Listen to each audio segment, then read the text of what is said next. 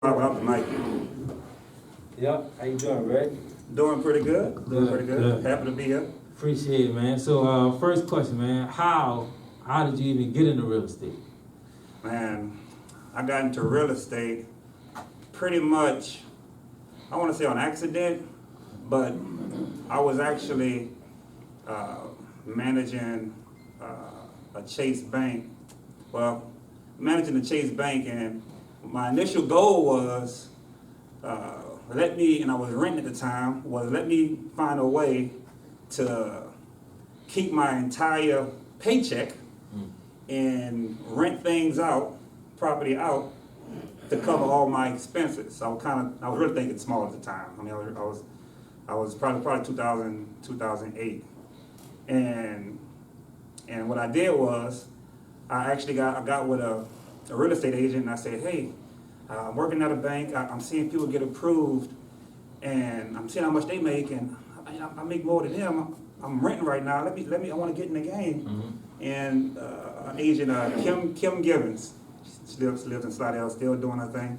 I talked to her, and she was like, hey, bro, yeah, I got some opportunity for you. I can get you a house, and gave me the price and everything, and I said, okay, perfect. And I'm thinking, I'm going to go about this as if I'm going to live in it, but really rent it out, mm-hmm. right? So I can get to come down with the 6% down versus the 20% down. Then I thought about it some more. I said, you know what? What if I do 2 of these houses in a month? I work at the bank, so I know the banks won't communicate with each other, so I'm thinking small potatoes, renting 2 properties out, making a couple $500-600 after paying and covering my expenses. So I was kind of thinking small initially, but after learning from that, I actually figured out it's really a long-term goal too, mm-hmm. a long-term investment. So I started off just thinking really small, getting in the rental game, mm-hmm. then found out the real business was making sure I got the right deal, met the right people, and built relationships, and kind of went from there. What made you realize that? Well, after having 2 houses already completed that I bought, right? Already the first mistakes, I should have bought them and fixed them up and got the equity. Mm-hmm. So after buying 2 houses already completed, and my agent probably making more money than I'm making the first year or 2, yeah. I'm clearing $500 on each house. After doing that, and somebody calling me for something to get repaired, I'm saying, what? This don't make sense. Mm-hmm. You know, I'm making a total out of 2 houses, which if I was smarter back then, it would have been 2 doubles. Right. If I was even smarter, it would have been 2 doubles I built or renovated with more equity. So I had to learn. That was one of the real learning experiences. Right. And I took it like this. Well, if you go to school, you don't get a scholarship. Lucky like my guy Ivy, the back that played basketball, got a scholarship. You pay for college. So I took that as a learn. You know what? I took my bumps. I got rid of both of those properties, mm-hmm. right? Soon as possible. Yeah. I didn't have that much equity in it. Actually, this guy right here, John Kendall, actually sold them for me. I think he walked away with more money than me at the closing. But I was happy to just get that debt off the books. Yeah. Because all that was college for me, learning mm-hmm. experience. Right. Now I know I have a more mature audience right now, so when I talk to a lot of people that's green into real estate, they can kind of see more. Y'all probably passed that stage. Y'all probably went through some of them bumps already. But I try to tell people the mistakes early, yeah. so they can kind of get around that. So I try to share as much as possible, especially with the people that's green in real estate. Absolutely. So what knowledge were you able to take from the bank and kind of drag and drop into the real estate industry? Like what from the banking background gives you an advantage in real estate, you think? Well, one of the things I learned is when you're doing any kind of business, especially in real estate, and you're buying homes and you're keeping a rental property on the books, or even doing flips under your business, a lot of the banks are not even communicating that debt with each other if it's under your tax ID number. So if you know you can afford to do 3, 4, 5 projects, so whatever it is your number is, even if the banks might look at your tax return and say, well, I'm going to approve you for 2 deals, knowing that the banks don't communicate the actual debt for your LLC, for your business, that made me kind of stretch out what I was doing. Mm-hmm. So I would do 2 deals, like right now. So I have 2 bills going on with Gulf Coast, right? It might be a total debt of, let's say, 500,000. And then I have 2 going on with Resource Bank. Those two bills I got going on, totaling 450,000. Is no, based on where I'm at right now with my taxes or what I show, they might say, well, you got too much if I went to one bank. So I make sure I diversify my bills to keep the projects going. And like most of y'all probably would do, and you can always add some of the costs to carry into the contract, especially when you build a relationship with your contractors. I mean, if you say, hey, I'm gonna go ahead and build 2 over here, I'm gonna go ahead and build 2 over there, whatever banks you use, the carrying cost plus whatever extra time. If you got great agents, you're gonna give them probably 3 months. You're gonna try to sell it yourself, then you might gotta, whatever it is, add that into your contract, and then you at least got a cushion. You're not even feel that pain. You sell the house before you even go into your actual savings account. You follow what I'm saying? Y'all got me on that? Well, I got a question. So what you mean by the banks don't communicate? Because the way I understand it, they're going to pull my credit report. Yeah. So tell me a little bit more about that, because I'm interested by what you mean by they don't communicate. First of all, is this thing being recorded? Yeah. No, we all good. We all good. So if you're let's start off with a newer business. If you're into building or doing new construction, you're a newer business. Your personal tax returns would make you the guarantor on any project you do under the business.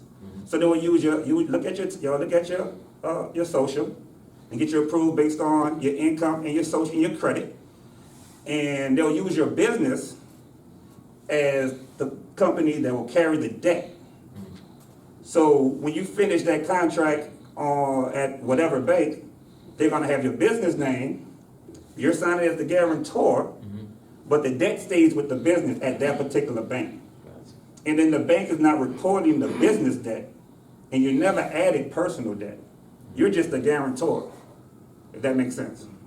So it's not going to show up on my credit report if I No. go to Coast and then do another bill with Resource next week. When they pull my social, it's not going to show up. You're only going to get an inquiry. Okay.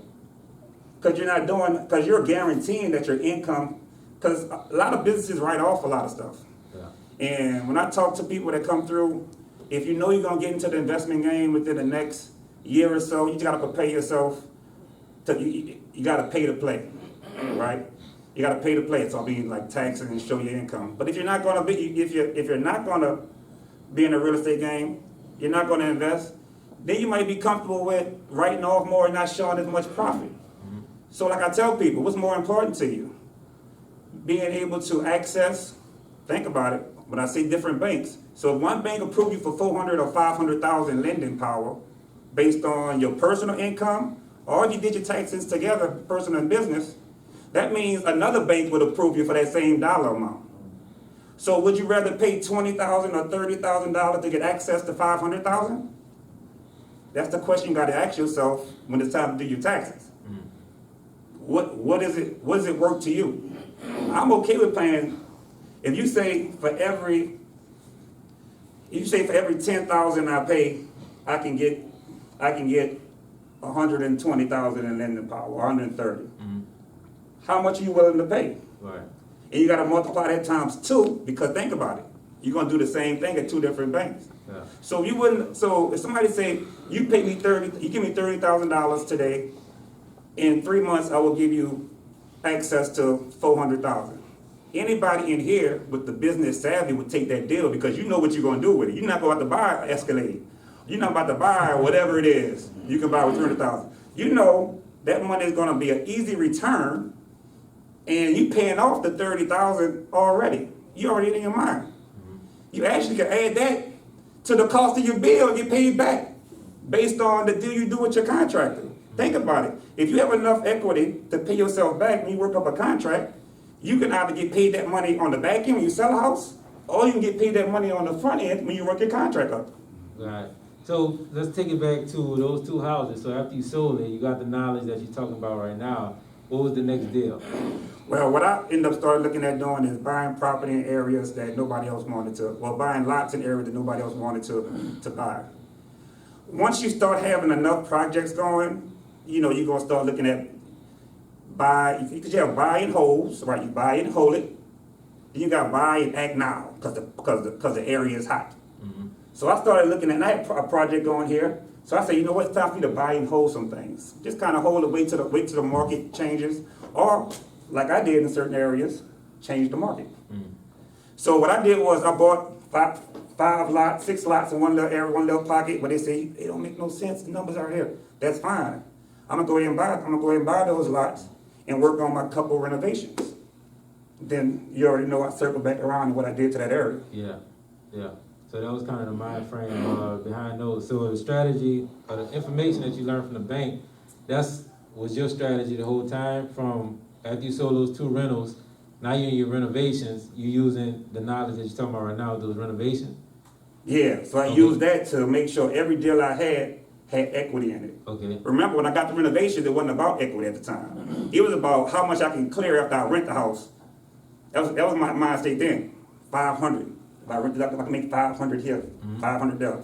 No, it wasn't about that. Right. I didn't even ask to find out how much equity I had in the deals I did. I was worrying about the rental income. Wow. Now I'm at the point is when I buy a lot, I want to know how much equity I have in the lot now. Not just the house, not the rental property. Even if I'm getting it from one of you guys. I mean, it still be great deals, but how much equity do I have? All right. So what's the example when you say far as having the equity on the front end, right? Because I heard about it before. Everybody know you get it when you sell it. That's getting the equity on the back end. But what's like an example on how we can cash out on that equity, like at the closing? Okay, so it's different ways you can do a deal as far as getting when you pay maybe, how can I word it? When I'm saying cash in, you can actually get more profit on the back end of something or on the front end. If I buy a lot for $50,000 and I build something for $100,000 and it costs me a total of $150, and let's say I sell it for $200 and I can make $50, or I can mark the actual contract up another $30,000. I make $20, but I already have the $30,000 profit. So I can make the money. I can either go to the closing table and get the check, or I can get the check when the contractor finished. He got his money, and I got whatever I wanted.